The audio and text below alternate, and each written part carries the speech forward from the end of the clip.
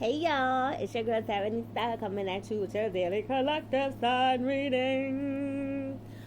I don't know, a lot of y'all are probably feeling uneasy about things that may have happened in your past. I don't know, it's just like a big energy of change, drastic, dramatic change, things that you've been hoping and praying and manifesting for, right? So I talk to God a lot, right? But I do mine through scripting or whatever. But I always end with, let me be the woman to be able to receive, to be in the energy of receiving this.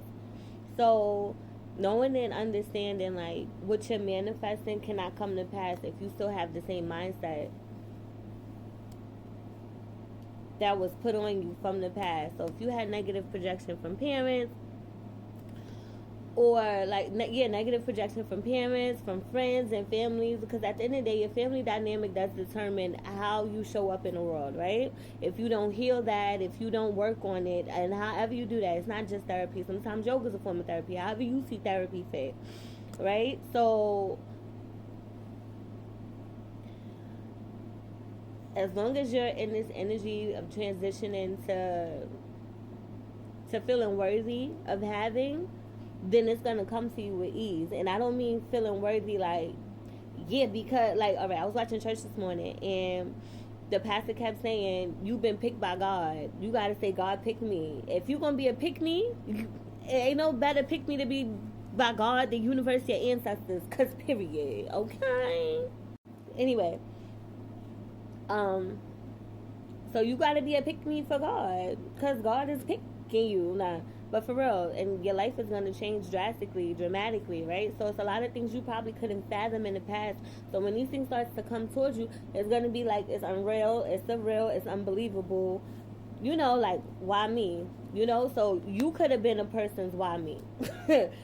Like why me? Why is this person giving me this love? Now you're gonna be in that energy of why me, because you manifested it, you ding dong. It's over for feeling weighed down, for not having reciprocal love, for not believing in yourself. Because at the end of the day, that's what it's about. Because it's like you could do cord cuttings, you can do this, you can do that, or whatever. People could send evil eye your way, negative spell work your way, whatever.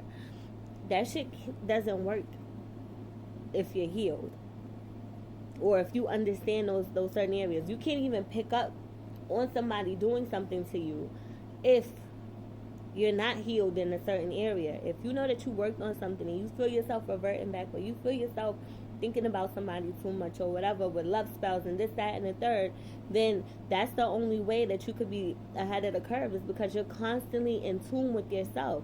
And when you're in tune with yourself, can't nobody tell you who you are, whether it's physically, verbally, energetically, or spiritually.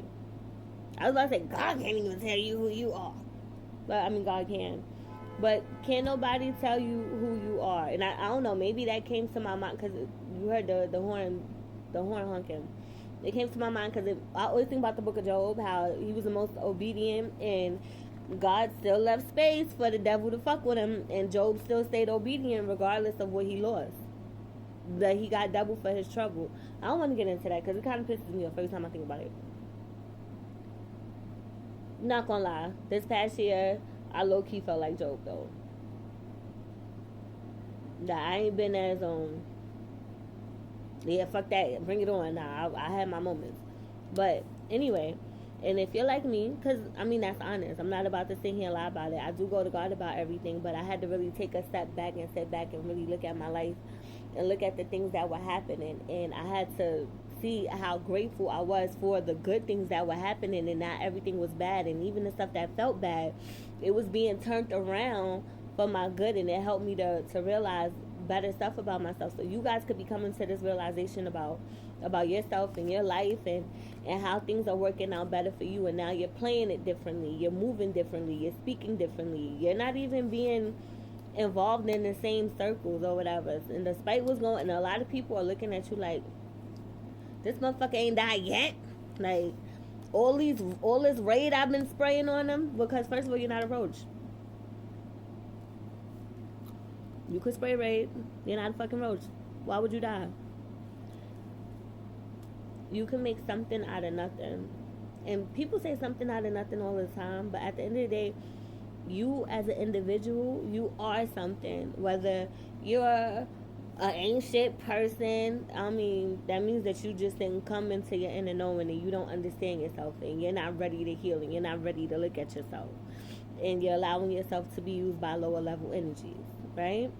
Or whether you're in between, you choosing violence, you being used by lower level energies and you're still healing yourself.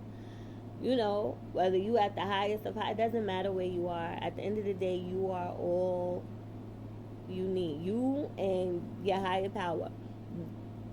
You have everything that you need inside of you. And as long as you show that obedience, you show the universe what you want and you're going to get more of it. Good, bad, or indifferent. Self-love is a growth investment. Sincerely yours, is